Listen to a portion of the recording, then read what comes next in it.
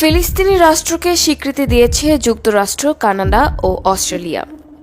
রোববার ২১ সেপ্টেম্বর এক প্রতিবেদনে এ তথ্য জানিয়েছে বার্তা সংস্থা বিবিসি।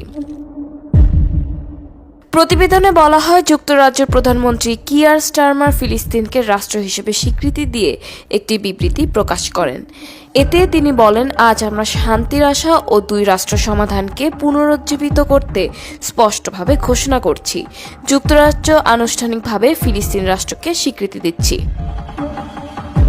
অপরদিকে অস্ট্রেলিয়ার প্রধানমন্ত্রী অ্যান্থনি আলবেনিজ তার ঘোষণায় বলেছেন, কানাডা ও যুক্তরাজ্যের সঙ্গে যৌথ উদ্যোগের অংশ হিসেবে অস্ট্রেলিয়া ফিলিস্তিনকে স্বীকৃতি দিচ্ছে।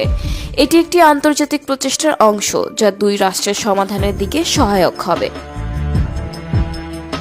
কানাডার প্রধানমন্ত্রী মার্ক কার্নি জানান, আজ থেকে কানাডা ফিলিস্তিন রাষ্ট্রকে স্বীকৃতি দিচ্ছে এবং ফিলিস্তিন ও ইসরায়েল উভয়ের শান্তিপূর্ণ ভবিষ্যৎ গঠনে আমাদের অংশীদারিত্বের প্রতিশ্রুতি দিচ্ছে।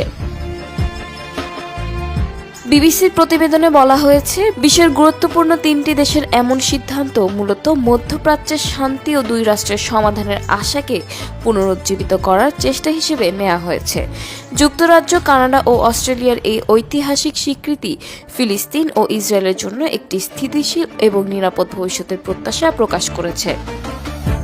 তবে এই সিদ্ধান্ত নিয়ে তীব্র সমালোচনা চলছে।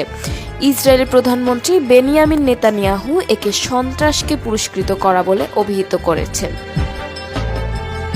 এদিকে যুক্তরাষ্ট্রের প্রেসিডেন্ট ডোনাল্ড ট্রাম্পও যুক্তরাজ্যের এই উদ্যোগের বিরোধিতা করেছেন। তবে ব্রিটিশ কর্মকর্তারা স্পষ্ট করেছেন, ফিলিস্তিনের রাষ্ট্র হওয়ার অধিকার হামাসের উপর নির্ভরশীল নয়, কারণ হামাসকে তারা একটি সন্ত্রাসী সংগঠন হিসেবে দেখে।